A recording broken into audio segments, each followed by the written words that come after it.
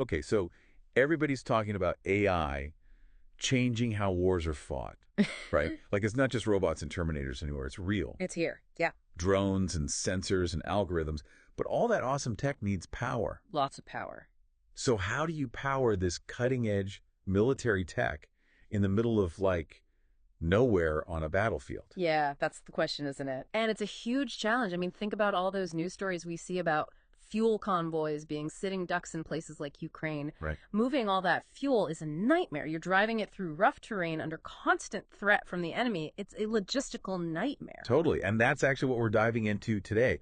We've got this report. It's got all the charts and graphs, and it analyzes this system called the Legion Tower. Uh-huh. And this tower, it's designed to spot intruders, basically easing the burden on human soldiers. You know, like a force multiplier almost. Exactly.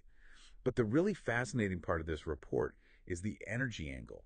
Like, how much energy does this thing use, and can it actually make enough power to keep itself running? Yeah, that's the core question. And this report has some really interesting answers. It's basically a high-tech guard tower, but instead of relying on tired soldiers, it's got AI and sensors doing the watching. Right, so it's constantly scanning the environment, looking for threats, using radar thermal cameras, and all that data gets crunched right there by its AI brain. Exactly. So this report focuses on data from a Legion tower stationed at Marine Corps Base Hawaii. Think of it as a real-world test. Can this system keep running on just sunshine? And that's where it gets really interesting. The data shows that the Legion Tower was totally self-sufficient in Hawaii for the entire study period. Wow, really? Off the grid completely. Totally. It needs about 4 kilowatt hours of energy a day, and its solar panels consistently generated more than enough to cover that. So it's cranking away on sunshine. That's wild. Right. How long did it take those solar panels to juice up the batteries, especially while also powering the system? Great question. It took about 5 hours to fully recharge the battery bank, even while the system was running. Now, remember, this was in Hawaii, Right. where there's a ton of sun, even in winter. 5 hours, huh? For a system that's like crunching all that data, I was expecting way longer for the batteries to recharge. Did that surprise you? I mean, it is impressive, even considering how sunny it is in Hawaii. But you know what's really interesting here? What's that? It kind of shows you how much wiggle room there is. Like, even on a cloudy day in Hawaii, the system would probably still have enough power. Okay, yeah, that makes sense. Go ahead. Oh, I was just going to say, what happens when you take this thing out of paradise? Like, what if we plop the Legion Tower down in, say, Quantico, Virginia? Right.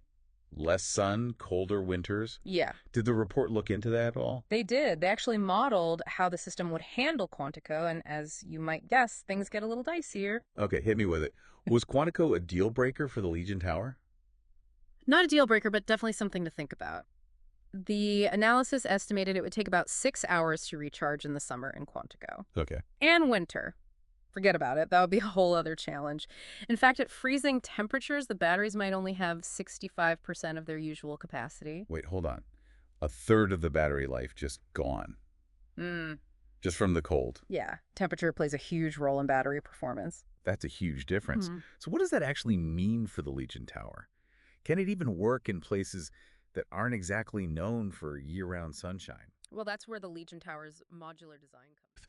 And on that note, we'll leave you with this thought. Next time you grab your phone, think about all the energy that makes it work. Because whether it's a device in your pocket or a high-tech AI system on the other side of the world, energy makes it all possible. Thanks for joining us for this deep dive, and we'll catch you next time.